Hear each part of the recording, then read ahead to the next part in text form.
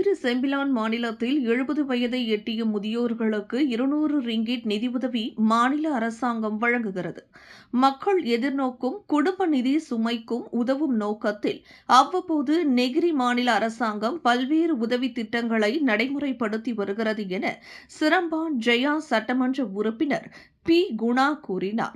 அதன் அடிப்படையில் 70 வயதை எட்டிய இம்மாநிலத்தின் குடிவாசிகளுக்கு 200 ரிங்கிட் நிதியுதவி வழங்கும் திட்டத்தில் சிரம்பான் ஜெயா சட்டமன்ற தொகுதியில் இதுவரை 958 முதியோர்களுக்கு அத்தொகை வழங்கப்பட்டுள்ளதாக குறிப்பிட்டார்.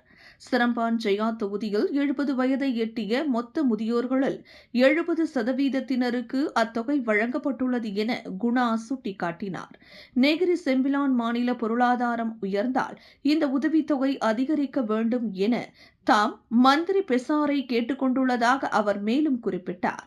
இன்றைய இந்நிகழ்ச்சி 5ஆம் கட்டமாக நடைபெறுகிறது என்றும் இந்த உதவித்தொகையுடன் மாணவர்களுக்கான பேருந்து கட்டண உதவித்தொகையுடன் அண்மையில் வீசிய புயல் காற்றில் வீட்டின் கூரைகள் சேதமடைந்து வீடுகளுக்கு உதவி மானியம் வழங்கப்பட்டதாக மாநில டிஏபி துணைத் தலைவருமான குணா அவ்வாறு கூறினார்.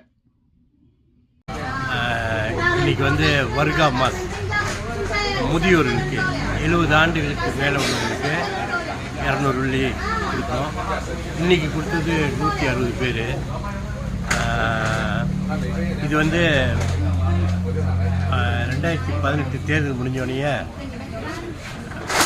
15வது பொதுத் தேர்தல் வரும்போது இது டத்துஸ்ரீ யங் அம்மான் பெருமாள் மந்திரி புதுசாக நெகிரி செம்பிலான் டத்துஸ்ரீ அமீனுடி இதை கொண்டு வந்தார்.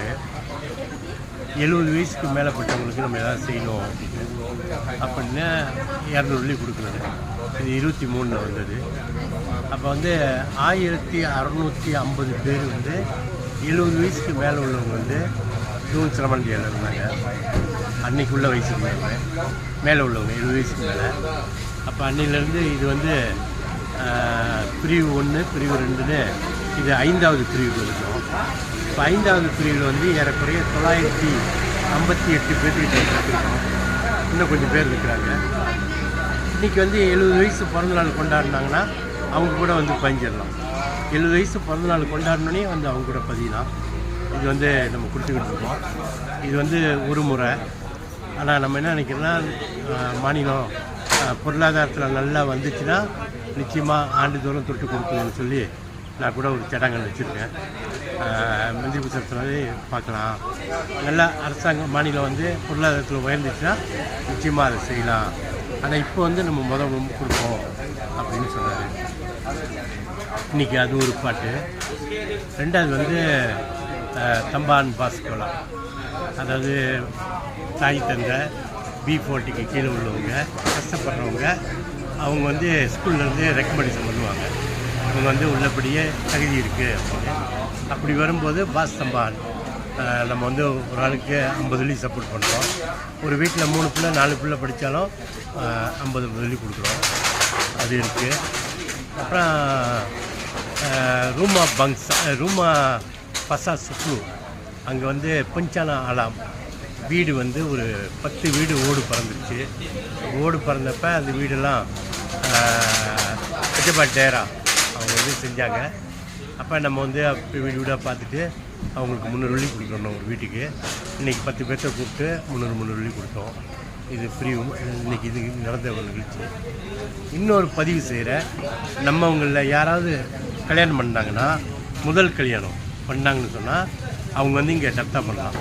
அவங்களுக்கு பெண்ணோ ஆணோ நெகிரியில் உள்ளவங்களாக இருந்தால் அவங்களுக்கு 500 வெள்ளி கிடைக்கும். அதே சமயத்தில் 2 பேருமே நெகிரியில் உள்ளவங்களாக இருந்தாலும் ஆளுக்கு 500 வெள்ளி கிடைக்கும். அப்போ 1000 வெள்ளி கிடைக்கும் அவங்களுக்கு. இதை இன்றைக்கி விண்வெளியில் தோழர் நாயந்தன்கிட்ட பதிவு செய்கிறதுல விண்வெளி டிவியில் பதிவு செய்கிறதுல மிக்க மகிழ்ச்சி, சந்தோஷம். விண்வெளி டிவி இன்றைக்கி அதிக பேர் பார்க்குறாங்க. பெரிய நிலைக்கு வரும்னு சொல்லி ஆரம்ப காலத்தில் சொன்னோம். ஆனால் இன்றைக்கி இந்தியா வரைக்கும் இந்த விண்வெளியை பார்க்குறாங்க. அதுக்கு நான் இந்த விண்வெளியோட டைரக்டருக்கு தோழர் நாகேந்திரனுக்கு நன்றி சொல்கிறேன். வணக்கம். விண்வெளியில் மேலும் செய்திகளை தெரிந்து கொள்ள கீழே இருக்கும் பெல் பட்டனை அழுத்துங்கள். உங்கள் ஆதரவை வெளிப்படுத்த லைக் மற்றும் ஷேர் செய்யுங்கள். தொடர்ந்து விண்வெளியுடன் உங்கள் பயணத்தை தொடர்ந்திருக்க சப்ஸ்கிரைப் செய்யுங்கள்.